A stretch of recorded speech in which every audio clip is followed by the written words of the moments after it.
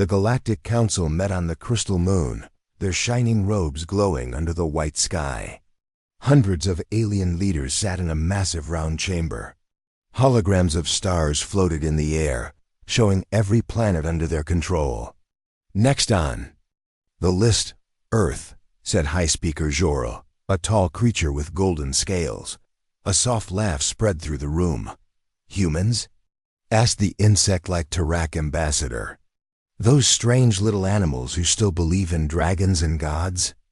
They still think their stories have meaning, chuckled a being made of smoke and light. Jorel raised a finger. Let us not mock too much. Curiosity demands we investigate. A scout ship was sent, small fast, armed just in case. It moved through the void of space, slipping past the silent moon and the dust clouds. When it reached Earth, it sent one message. Contact made. Scanning begins. That was the last thing anyone heard. After 12 hours of silence, the council grew concerned. Perhaps their technology failed, one counselor said. Or perhaps a meteor hit them. Another suggested, but a few were not so sure. A second ship, larger and stronger, was prepared. Commander Thal led it, a skilled officer who had fought in 10 border wars. His ship, the Silver Edge, left the capital system quickly and vanished into hyperspace. On the bridge, Thal stared at the blue planet ahead. So this is Earth, he muttered. No defense satellites. No warships. They are still primitive, said his second officer, clicking his metal fingers on the panel. The ship began scanning. Strange things started to appear on the screen, heat signatures deep under the oceans, silent black structures orbiting the moon, strange magnetic signals around Antarctica. Suddenly, the power flickered. Sir, we are being scanned. Someone shouted. By who? Thal asked, standing up. A cold voice answered over their speakers. We were watching. Now we see clearly. Everyone froze. Who is this? Thal demanded. You laughed at our myths. Now meet them. From behind the moon, something moved. A shape appeared, black as space, silent, deadly. No signal, no warning, no lights. It looked like a giant blade floating in the dark. A second ship joined it. Then a third. Each one carried an old name written in golden letters. Anubis Kali Tikor. Thal stepped back. These names. They are Earth legends. Before he could say more, everything went white. The Silver Edge vanished, destroyed in a single blast. Back on the crystal moon, silence filled the chamber as news arrived. Gone? Jorel asked, eyes wide. Completely, replied a trembling voice. Not a single escape pod, no message, just ... gone. Panic spread. The council met again, this time with fear in their hearts. How can Earth, primitive, weak, myth-loving Earth, do this? They tricked us, one shouted. They hid their strength. They waited. But why the names? Why those names? The council's historians searched ancient human records. What they found was chilling. Every Earth myth, every god, every monster was a code, a warning, a plan. Humanity, it turned out, had never truly forgotten war. While they talked of peace and dreams, they also prepared. Quietly, deeply, cleverly, they built ships in silence. They trained warriors in shadows. They turned their gods into weapons. In a small research lab far from the council, an old alien historian named Vey read Earth stories with shaking hands. This isn't fiction, he whispered. What do you mean? Asked his assistant. They wrote it all down, their legends, their heroes, their end-time visions. It wasn't for fun, it was a message. He looked up with pale eyes. They were telling us exactly what they would become. On Earth, a figure walked across a hidden base deep under the Arctic ice. She wore black armor, shaped like the wings of a raven. On her shoulder was a symbol Valkyrie. She stopped in front of a glowing screen. Dozens of ships were ready. Each one carried a name of legend. Zeus, Sekhmet, Hannibal. Marduk. A voice called out behind her. Orders? She smiled. Let them laugh again. The command was given. The Earth War fleet moved into the stars. But this time, they weren't coming to be seen. They were coming to be remembered. The news of the missing scout ship shook the Galactic Council. It had been gone for 3 days. No signal, no return. Just silence. Inside the council's round hall, voices filled the air. It's impossible, said Minister Trell, her tentacles twitching. Earth is a minor world. No defense, no history of space war. There must have been an accident, replied Jorl, trying to stay calm. Maybe a comet. Maybe the ship broke apart. But what about the last message? A young counselor asked. It said, "They're not what we thought." What does that mean? Fear, snorted General Varnock, a war veteran from the Red Nebula. The scout crew probably panicked. Humans are emotional creatures. They probably frightened themselves with their own shadows. Some nodded in agreement. Others looked unsure. Finally, Jorl stood. Enough guessing. We send a second ship. Bigger, stronger, and led by someone we trust. He turned to Varnock. Take the Clarity Star. Find out what happened. And return with proof. The Clarity Star was the pride of the Outer Arm Fleet. Its armor was layered with neutron glass. Its shields could block a solar flare. It carried over 300 alien soldiers from 7 different species. As it left hyperspace and appeared near Earth, Commander Varnock stood at the front of the bridge, arms behind his back. Report, he said sharply. No signs of debris, sir, replied the sensor officer. The scout ship is gone. Planet scans? Varnock asked. Quiet, they're not reacting. No defense network detected. Strange, Varnock said slowly. They knew we came the first time.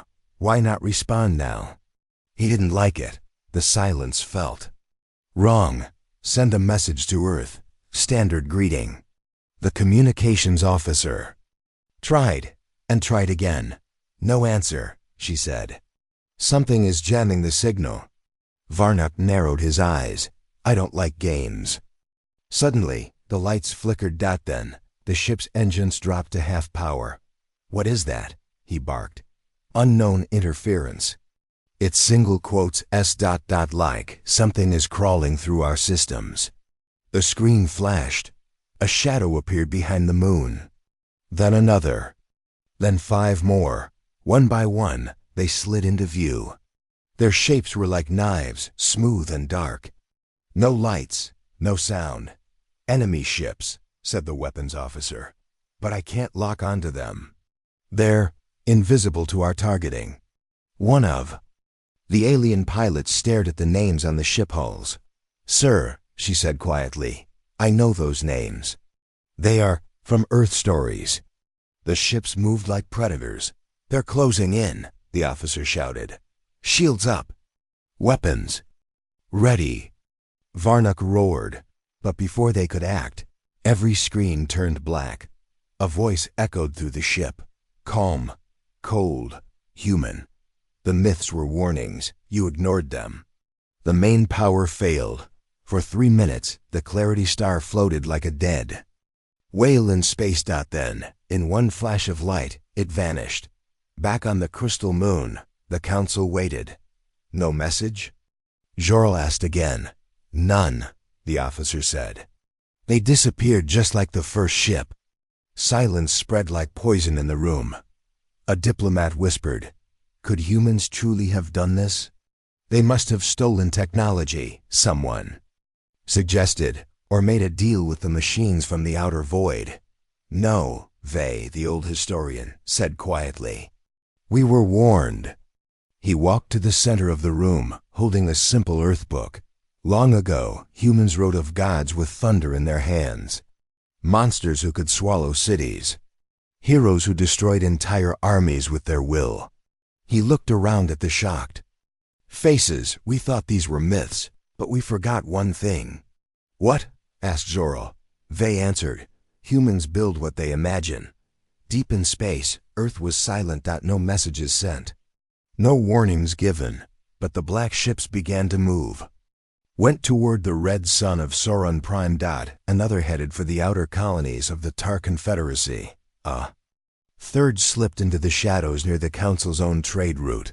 Each ship had a name, one whispered by old Earth children before. Bed. Rhea, Medusa, Loki, Fenrir. These were not just ships. They were legends in metal and fire. In a secret chamber, under Earth's icy surface, a man stood watching the stars on a dark screen. He wore a gray suit, simple but sharp. His face was calm.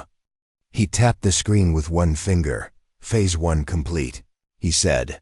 A woman stepped forward, her eyes glowing slightly. The Council still believes Earth is weak. The man nodded. They never listened to our warnings. They only mocked us. What? Now, he smiled slowly. Now they remember. In the Council chamber, fear had replaced arrogance. They destroyed our best ship with no warning, said Trell. We must prepare for war. But war with who? Jorl asked, rubbing his forehead. Earth? Or something hiding behind Earth? They spoke of myths, someone said. They stepped forward again. They are the myths now. A message arrived just then. It wasn't from Earth. It wasn't from a known location. It had no signature. No code, no source.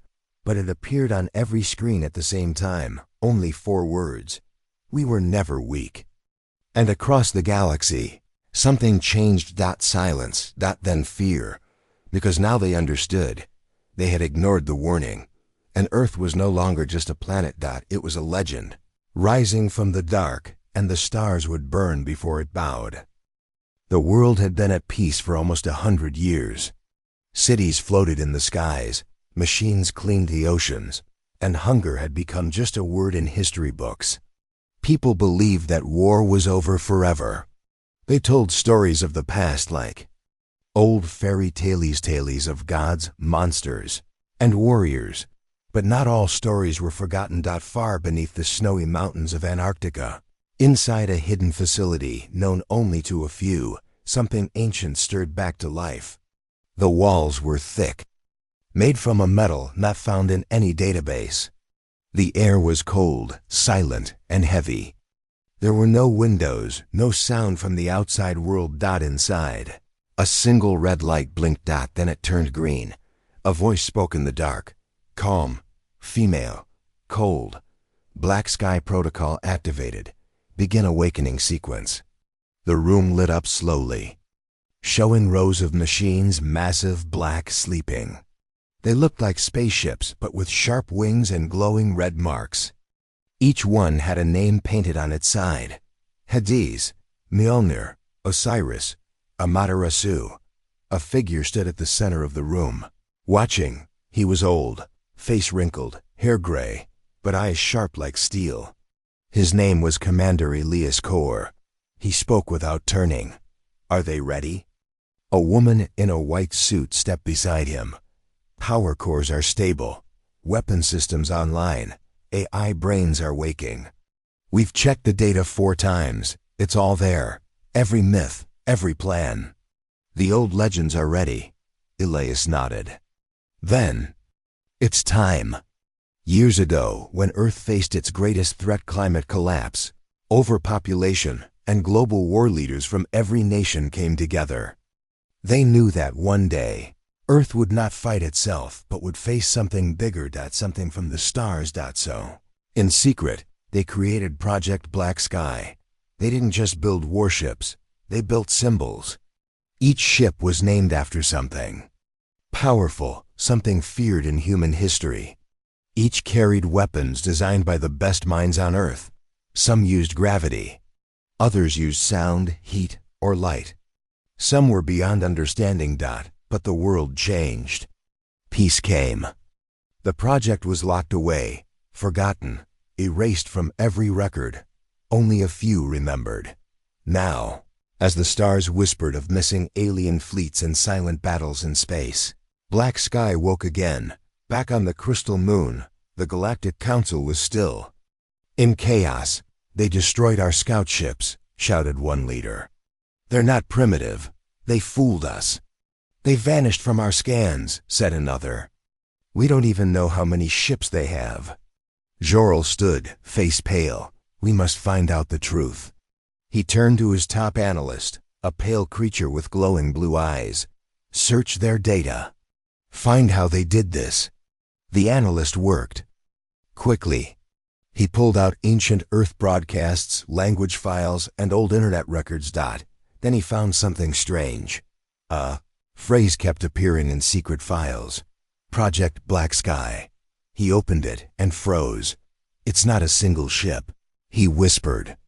"It's a fleet, a hidden fleet." "And?" Jorel asked, impatient. The analyst's voice trembled.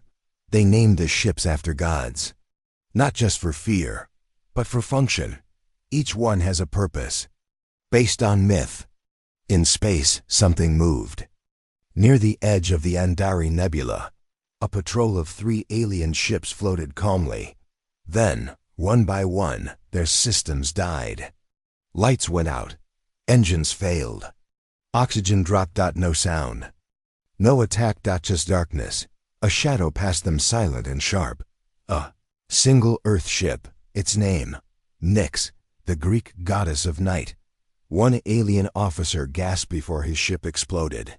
"Monsters," he whispered. Inside the Black Sky command room, Commander Elias Kor stared at a map of the galaxy. Red dots marked alien fleets. Green dots were Earth ships. Every day, more green dots appeared. A young officer approached him. "Sir, the AI ship Bastet just entered the Targan sector. 3 alien ships destroyed. No Earth damage." Elias gave a small nod. "Keep moving." "But sir," the officer said quietly, "what if we go too far?" Elias turned. "Too far?" "They laughed at us, mocked our history, treated our people like toys. Now they see what we really are." The officer swallowed hard. "And what are we, sir?" Elias didn't smile. "We're the myth they feared in the dark." In a remote council research lab, historian Vey worked through the night. His eyes were tired, but his mind raced. He wrote a single line in his notes. Humans did not forget war. They stored it in stories. His assistant leaned over. "Sir, look at this." A grainy video from old Earth was playing. A child spoke to a camera. "My favorite is Thor. He's strong and he fights giants." Then the screen showed blueprints. Weapon. Systems named after lightning, storms, gravity hammers. "Sir," the assistant whispered, "they turned those myths into weapons." Vey nodded. "We called them fools. But they were building gods." A council emergency meeting began. "This is war," shouted one member. "No," Jorel said quietly. "It's already past war. This is judgment." A large screen showed Earth's latest transmission. A single sentence. "Project Black Sky is no longer sleeping." And then a list of names. Over 100. Each one a name from an ancient tale. Each one a weapon. Far away, in deep space, a group of children stood inside a glass dome on a hidden station. They watched as the black ships passed by like shadows in the night sky. One child pointed. "What are those?" An older boy whispered. "My dad says they are from the old world." Another child asked, "Are they coming to save us?" "No," said the boy. "They're coming to remind everyone that Earth remembers." And high above, in the silence of space, the Black Sky fleet moved forward, silent, unseen, unstoppable. Earth was not just rising. It was returning. And this time, it brought the old gods with it. The Galactic Navy had finally decided to act. After 2 of their ships vanished near Earth, the Council could no longer ignore the threat. They sent the verdict, a massive diplomatic warship, armed with the best weapons in the galaxy. It had never lost a battle, but this mission wasn't for war. It was for contact. Admiral Yurn stood tall on the bridge of the verdict. His body was covered in silver armor, and his 6 eyes glowed blue. He had led fleets through burning stars and icy storms. He believed in peace, but was always ready for blood. "Approaching Earth orbit," said the pilot. "Any signs of weapons?" Yearn asked. "Still nothing on our scans. The planet is calm. No defense grids, no war fleet." Yearn stared at the blue and green world on the screen. "They hide it well," he said softly. Back on Earth, Commander Elias Kor stood inside a dark command room. The walls shook gently as power flowed through the base. On the screen in front of him, the alien ship appeared, a shining monster with sharp wings and glowing engines. "Do we engage?" A soldier asked. Elias shook his head. "Not yet." "What are they doing?" "Trying to speak first," Elias said. "Let's hear what they have to say." On the verdict, the communication officer activated the signal. "Message ready, Admiral." Yearn nodded. "Send it. Standard peace terms. Offer alliance, understanding, and a warning." The signal traveled quickly straight to Earth. In Earth's command base, the message played on the speakers. The voice was calm but proud. "We come from the Galactic Council. We come in peace. But we are not fools. We know you have hidden your power. You have destroyed 2 of our ships.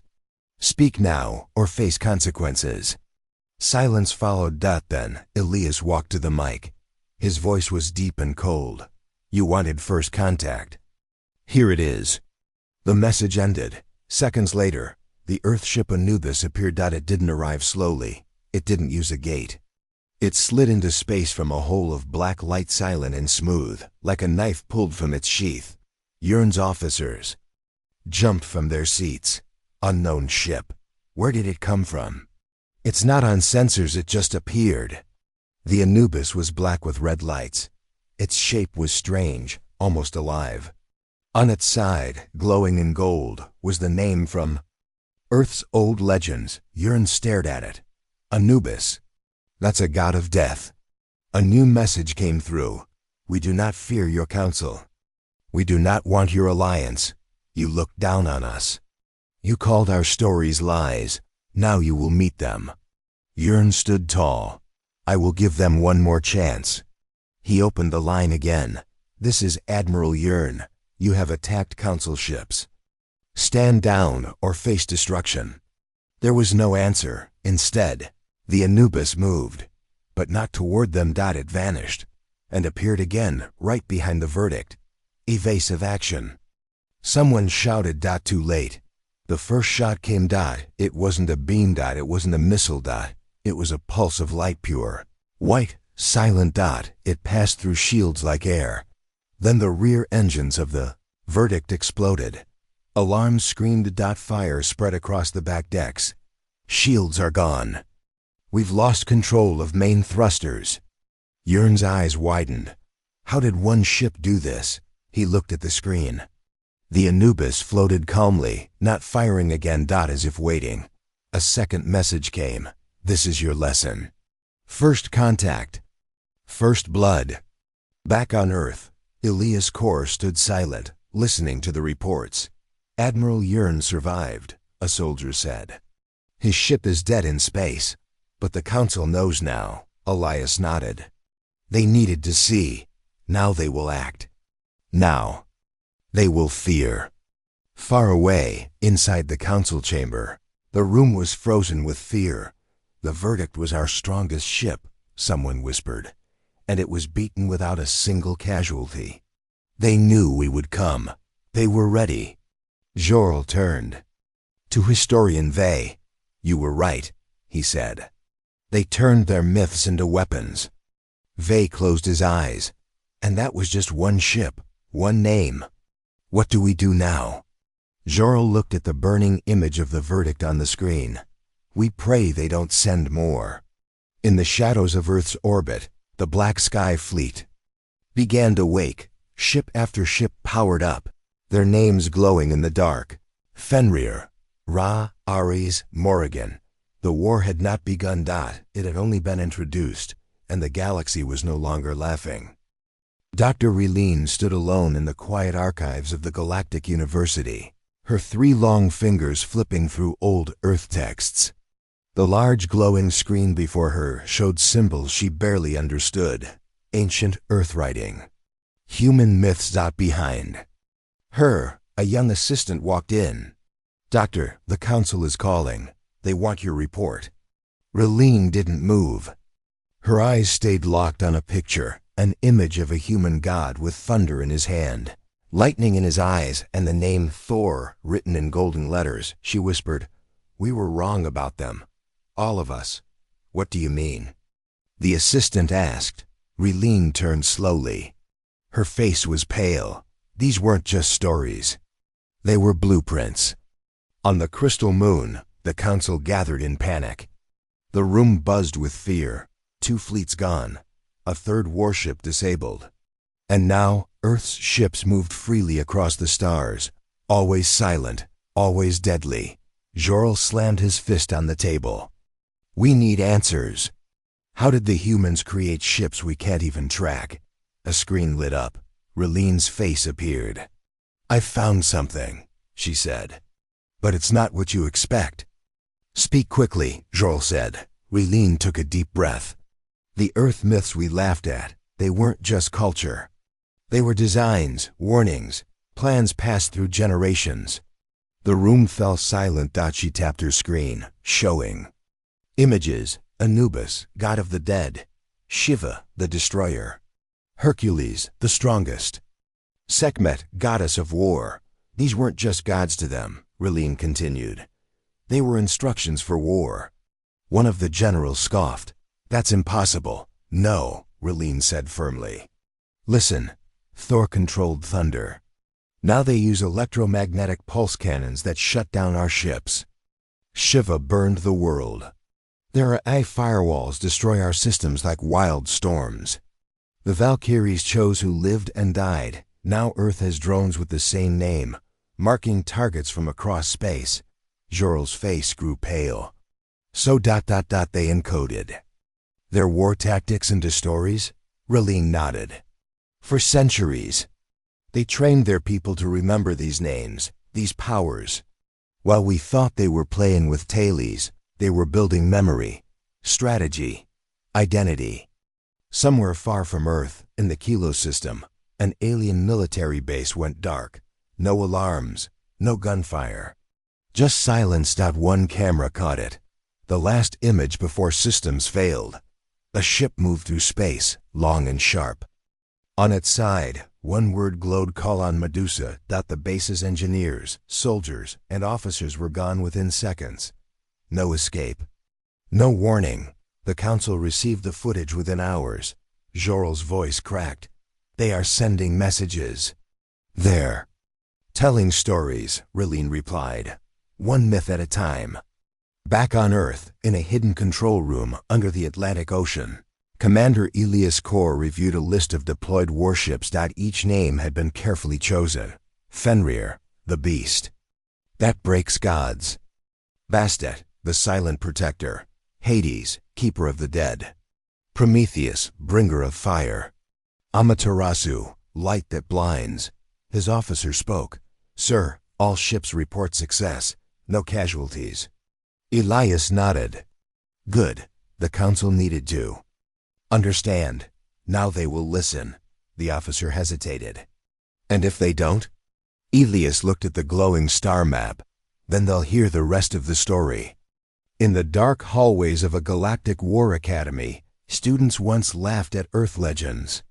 They studied clean numbers, strategies, coordinates, fleet sizes. But now their instructors played Earth myths during lessons. "What is this?" one student asked. The teacher answered, "Your survival." They listened to tales of Achilles, who could not be killed unless struck in one weak spot. Then they learned Earth's newest ship, Achilles, used a similar tactic. It had only one weak point, carefully hidden, and the rest nearly indestructible. They read the story of Kali, who danced with death and fire. Earth's ship Kali used plasma storms to melt entire cruisers. It didn't just fire, it danced, weaving through enemy lines, leaving only ruins behind.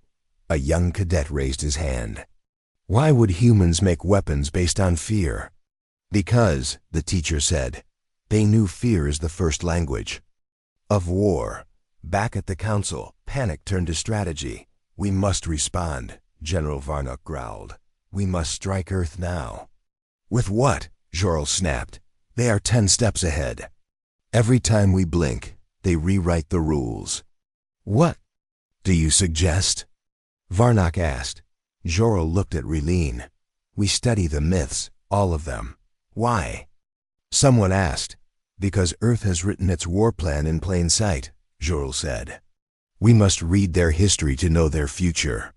That night, across the galaxy, something strange happened. Alien children who once ignored Earth began reading Earth dailies. Not for fun, but for survival. They read about dragons, about tricksters, about heroes who never gave up. In quiet homes, alien parents whispered old Earth stories to their kids before bed, not because they believed in them, but because they were afraid not to. On a silent moon near a dying star, a scout drone spotted another Earthship. It carried no weapons outside. It made no sound, but its name glowed across the black surface. The Leviathan. The galaxy now understood. Earth's stories were never stories. They were shadows of truth. And the shadows had finally come to life. The stars were quiet. Too quiet. The Galactic Council had stopped sending fleets. Too many had vanished without a trace. Too many had returned burning, broken, or blind. The skies near Earth had become cursed space, but the silence didn't bring peace. It brought fear. In secret, the Council's Deep Intelligence Group sent a final probe smaller, faster, almost invisible, to slip into Earth's orbit. No weapons, no signals. Just one task: find the truth. The probe hid inside a cold satellite ring near Earth's upper atmosphere. It used its cameras to scan the planet. What it found changed everything. Deep under deserts, oceans, and icy mountains, massive gates opened. Ships rose black, silent, glowing with ancient names. But they weren't the only things rising. People were rising too. Warriors. But not normal soldiers. They were faster, stronger. Some moved like wind. Others carried weapons too heavy for 10 men. Their eyes glowed faintly, their minds calm, trained. Probe sent images back to the Council. The data was shocking. One image showed a group of 10 humans standing in a dark chamber. Each wore armor shaped like myth and nightmare. Behind them stood ships named Achilles, Hannibal, Sekhmet, Sun Tzu, Mulan. Jorl slammed his fist on the council table. What is this? Who are they? Dr. Relene answered softly. They are the real army. The Black Sky Fleet was just the shield. These ... are the sword. You mean Earth has super soldiers? Asked General Varnock. No, she replied. They have something more dangerous. The data from the probe revealed files marked Project Mythbarn. These warriors weren't just trained, they were built. Some born in zero gravity. Others raised in ancient ruins, trained in silence. Their bodies enhanced with biotech. Their minds filled with centuries of war wisdom. They were not thousands. Only a few hundred, but each one was a force. Each one carried a myth within. In a hidden Earth station orbiting Mars, a woman stood before her squad. Her armor was black with red trim. The name Sekhmet burned across her chest. Her voice was cold steel. Orders are simple. Move into the Beltra sector. Show them what a forgotten army looks like. The others nodded. One tall man with lightning scars smiled. Are we allowed to speak this time? No speeches, she said. Just silence and war. On a mining moon in Beltra, aliens went about their work. They had heard the stories, of course, about Earth's ghost fleet, the black sky ships, the myths that now hunted the stars. But they didn't expect them here. Not today. The first warning came too late. No alarm sounded, no explosions. Just a shadow passing over the moon. Then the air changed. 3 Earth warriors landed like falling stars. One raised a sword that shimmered like fire. Another fired a beam so fast, no eye could see it. Within 8 minutes, the entire base was taken. No lives lost. No words spoken. Just one message left behind, carved into the wall. The named were here. At the council, fear turned to panic. "They're spreading," cried one member. These myth soldiers can't be tracked." "They don't follow fleet movements," said Raleen. "They follow story patterns. They strike where their legend would." Jorel looked around. "Is there no one who can stop them?" Raleen said quietly, "You don't fight a story with guns, you fight it with memory. But we have no myths of our own." In Earth's high orbit, Elias Kor stood on the bridge of the Prometheus, a ship older than anyone knew. Around him, screens showed glowing dots, places hit, places avoided, and places marked next. He turned to a woman in blue-gray armor. Her name was General Tai. She had once trained 3 of the named. "They're doing well," she said. "They should," Elias replied. "They've waited long enough." Tai looked out the window. "Do you ever wonder if we've gone too far?" Elias didn't answer at first. Then he said, "We warned them, for centuries, through stories, through silence." They laughed. He turned. Now they listen. Across the galaxy, new messages appeared. Not from Earth, from survivors. A mining crew on the edge of the rim sent a shaky transmission. They didn't come to destroy. They came to remind us. An alien child in a refugee dome whispered to her father, "Will the Earth gods come here too?" "No, my star," he lied. "We are safe." But outside, above their moon, a strange black star appeared for a second and vanished. In the quiet chambers of the council, Jorel sat alone. The other members had left. He watched one last piece of data from the Earth probe. It showed a single soldier standing before a fleet of broken enemy ships. He held no weapon, only a flag black with silver words. "We are the stories you ignored. We are the names you forgot. We are Earth." Jorel closed his eyes. Now he understood. The real army had never been numbers. It had been belief, training, silence, and time. And Earth had given all 4. Now, the galaxy belonged to the named. The galaxy was wide. It was full of light, noise, and endless chatter. Ships flew from system to system. Traders spoke in millions of languages, and stars glittered with promise. But now, a strange silence grew where the humans moved. No alarms. No calls for help. Just quiet. On the bridge of the council's flagship, Admiral Yearn stared at the empty space where his fleet once was. "We lost contact with the outer colonies," said his communications officer, voice shaking. Yearn clenched his fists. "Send scouts. Find them." Minutes passed. "Ships are gone. No debris, no distress signals." He frowned. "Impossible. What weapon could do this?" A junior officer stepped forward. "Sir." Sensors picked up a strange pattern. No energy blasts, no explosions, just darkness. Yearn's eyes narrowed. Darkness? Like shadows moving faster than light. It surrounds ships. Then they vanish. "Is this some new technology?" "We don't know, sir. But we found one clue." The officer handed Yearn a small data chip. Yearn plugged it into the console. On the screen, words appeared. "Silent hunters. The named are here." Thousands of light years away, on a desert moon, a small group of survivors huddled in fear. One young woman whispered, "Why didn't they warn us?" Her brother shook his head. Earth never spoke. They just came. Suddenly, the sky above flickered. A black ship slid silently into view. Its name glowed faintly in red letters, NYX. The survivors ran, but the ship was already gone. No trace. No fire. No sound. Only the chilling emptiness where it had been. Back on Earth, Commander Elias Kor stood on the deck of the Achilles, watching the stars. A voice came from the comm. "Sir, scouts report another colony lost. No survivors." Elias closed his eyes. "This is not war. he said quietly. It's judgment. A young officer looked confused. Judgment? Yes. The galaxy ignored us for too long, mocked us, called us myths. Now they face the silence. We kept. In the Galactic Council chambers, panic turned into rage. How can a handful of ships destroy entire fleets without firing a shot?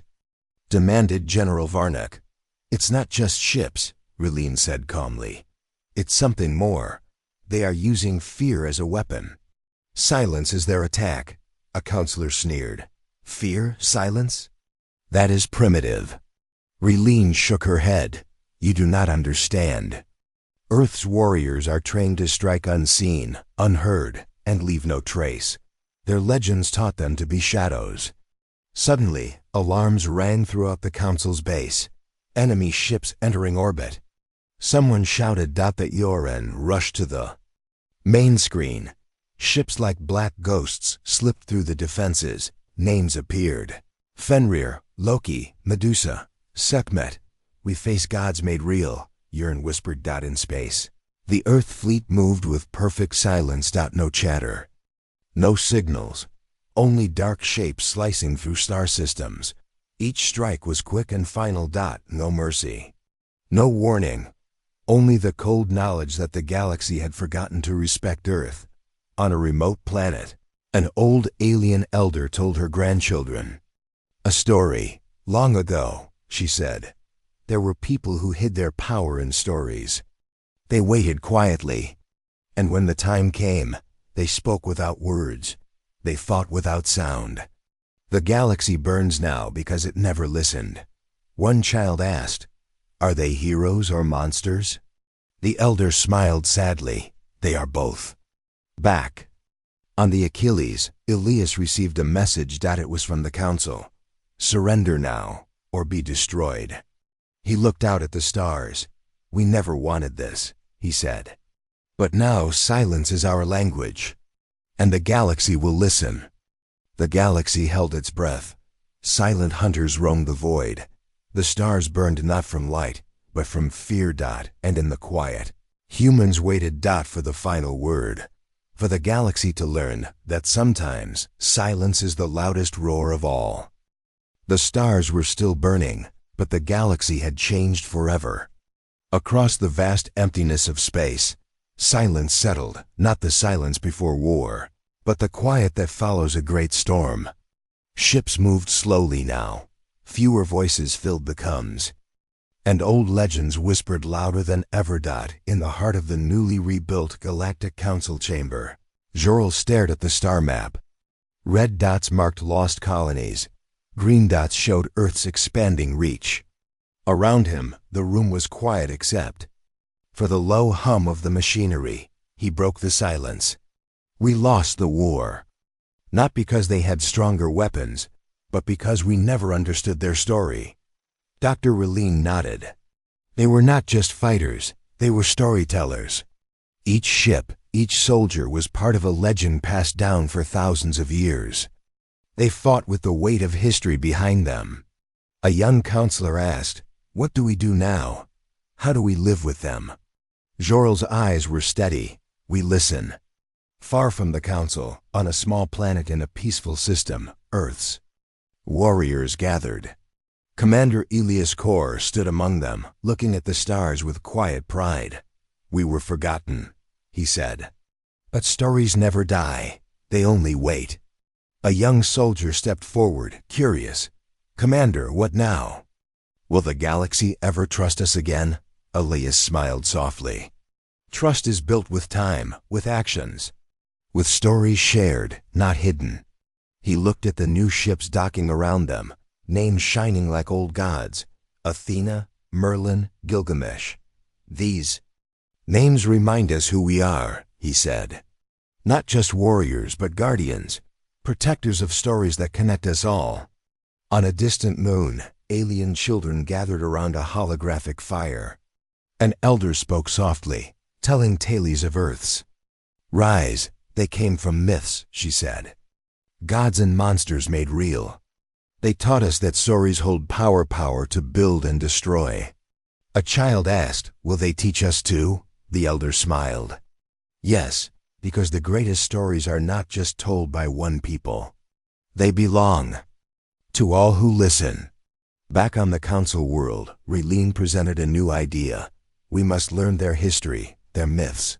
Not to fight, but to understand. Jorel agreed. We will build new stories together. Stories that bind us, not break us. In space, Earth's fleet moved with purpose, not as conquerors, but as storytellers. Every mission was a chapter, every victory, a verse. And the galaxy.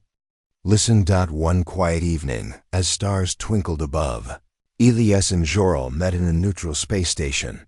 Jorel offered his hand. Thank you for showing us the truth. Elias shook it firmly. Thank you for listening. They smiled, knowing this was only the beginning. Across the galaxy, a new story was born. One of respect, courage, and the power of stories shared. For the first time in a long time, the stars smiled again. Because legends are not just about the past, they are the light guiding the future.